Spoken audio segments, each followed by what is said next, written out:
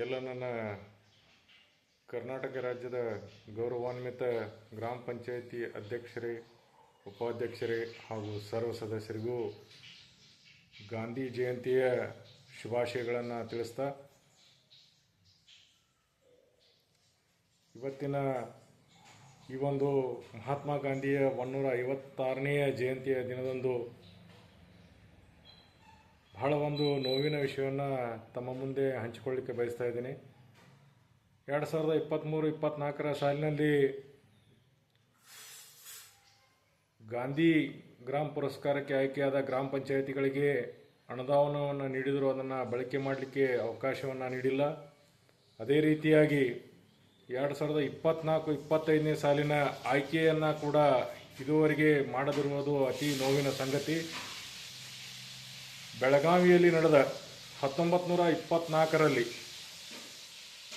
ಮಹಾತ್ಮ ಗಾಂಧೀಜಿಯವರ ನೇತೃತ್ವದ ಕಾಂಗ್ರೆಸ್ ಅಧಿವೇಶನಕ್ಕೆ 100 ವರ್ಷಗಳ ತುಂಬಿದ ಗಾಂಧಿ ಭಾರತವೆಂಬ ಹೆಸರಿನಲ್ಲಿ ವರ್ಷವಿಡೀ ಕಾರ್ಯಕ್ರಮವನ್ನು ನಡೆಸುತ್ತಿರುವ ಘನ ಸರ್ಕಾರವು ಈ ಒಂದು ಗಾಂಧಿ ಗ್ರಾಮ ಪುರಸ್ಕಾರವನ್ನು ಗ್ರಾಮ ಪಂಚಾಯಿತಿಗಳಿಗೆ ನೀಡುವ ಒಂದು ಪ್ರಕ್ರಿಯೆಯನ್ನು ಇನ್ನೂವರೆಗೆ ಇರುವುದು ಅತಿ ನೋವಿನ ಸಂಗತಿ. ಏನು ಗಾಂಧಿಯ ವಾರಸುದಾರರೆಂದು ಹೇಳಿಕೊಂಡು ತಿರುಗುತ್ತಿರುವ ಸರ್ಕಾರದವರು ಡಾಕ್ಟರ್ ಬಾಬಾ ಸಾಹೇಬ್ ಅವರ ಸಂವಿಧಾನದ ಆಶಯದಂತೆ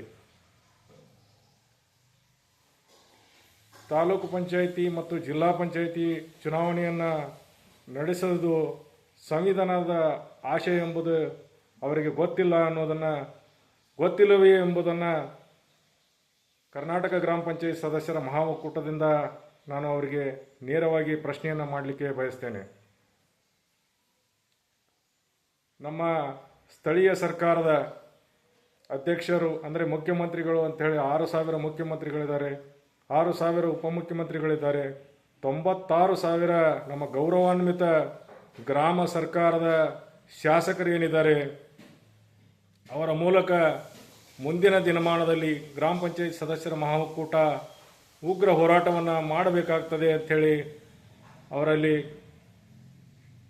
ಎಚ್ಚರಿಕೆಯನ್ನು ನೀಡ್ತಾ, ಕೂಡಲೇ ತಾವು ಏನು ಗಾಂಧಿ ಗ್ರಾಮ ಪುರಸ್ಕಾರವನ್ನು ನೀಡಬೇಕು, ಅದೇ ರೀತಿಯಲ್ಲಿ ತಾಲೂಕು ಪಂಚಾಯಿತಿ, ಜಿಲ್ಲಾ ಪಂಚಾಯಿತಿ ಹಾಗೂ ಗ್ರಾಮ ಪಂಚಾಯಿತಿ ಚುನಾವಣೆಗಳನ್ನು ಸೂಕ್ತ ನಿಗದಿತ ಸಮಯಕ್ಕೆ ಮಾಡಬೇಕಂತ ಹೇಳಿ ತಮ್ಮ ಮಾಧ್ಯಮ ಮಿತ್ರರ ಮುಖಾಂತರ ನಾನು ವಿನಂತಿಸಿಕೊಳ್ತೇನೆ.